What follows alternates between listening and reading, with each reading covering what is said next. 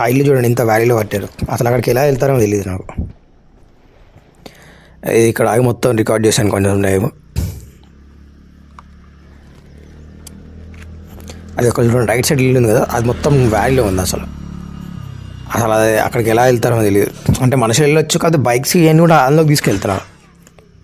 అక్కడ తీసుకెళ్ళి పార్క్ చేస్తున్నారు. వాళ్ళు మళ్ళీ పైకి అసలు ఎట్లా తీసుకొస్తారేమో, వాడి ఇంట్లో లోపల నుంచి తీసుకెళ్తాడో బయట నుంచి తీసుకొస్తాడో తెలియదు. కానీ మళ్ళీ అంటే బాగా వర్షం పడ్డప్పుడు ల్యాండ్ స్లైడ్స్ అవుతాయి అన్నారు, కానీ తెలియదు, మనం చూడలేదు. ఇంకా ఈ లెఫ్ట్ సైడ్ కట్టుకున్న ఇల్లు సేఫ్ సైడ్లో ఉన్నాయి, ఈ రైట్ సైడ్ కట్టుకున్న ఇల్లు అని లోయలో కట్టారనమాట. ఈ వర్షం పడ్డప్పుడు ల్యాండ్ స్లైడ్ అవుతాయో లేదో తెలియదు.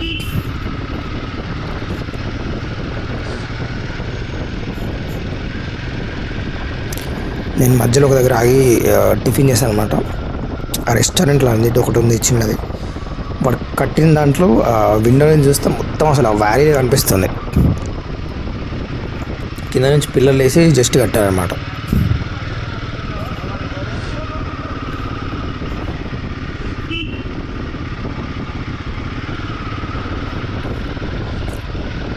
డార్జిలింగ్లో ఈ రోప్వే కూడా ఉంది, కానీ నేను రోప్వేకి టికెట్స్ మార్నింగే వెళ్తే ఇస్తానంట, కానీ నేను వెళ్ళేసరికి లేట్ అయింది.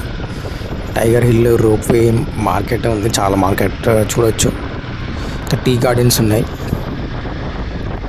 ఇక్కడ చూడండి. అసలు ఎంత బాగుందో చూడండి.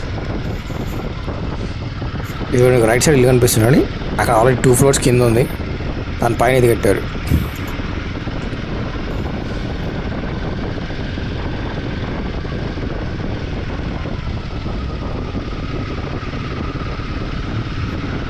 ఇప్పుడు నేను వచ్చేసి వెస్ట్ బెంగాల్లో ఆల్మోస్ట్ ఎంత 15 months అవుతుంది. నేను వచ్చేసి 15 monthsలో చాలా వరకు బెంగాలీ నేర్చుకున్నాను. మొత్తం కంప్లీట్గా అర్థమవుతుంది, బాగానే మాట్లాడతాను, కానీ అంత ఫ్లూయెన్సీ రాదు మనకి, మెల్లమెల్లగా వస్తుంది.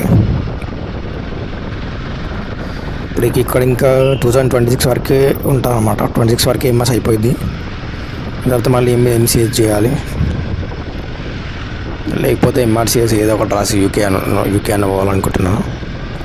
చూద్దాం, చాలా టైం ఉంది. ప్రస్తుతానికైతే ఈ రైడ్ ఎంజాయ్ చేద్దాము. ఈ వీడియోస్ వస్తూ ఉంటాయి, డార్జిలింగ్ వీడియోస్ సిరీస్ కంటిన్యూ చేస్తాను. కానీ ఏంటంటే అసలు సబ్స్క్రైబర్స్ ఎవరు పెరగట్లేదు, అసలు ఎందుకో తెలియదు. కానీ ఈ యూట్యూబర్ కూడా మన వీడియోస్ ఎవరికి రికమెండ్ చేస్తున్నాడో చేయట్లేదు తెలియదు. కానీ మనం డబ్బులు పెట్టి ప్రమోట్ చేసే అంత సీన్ లేదు.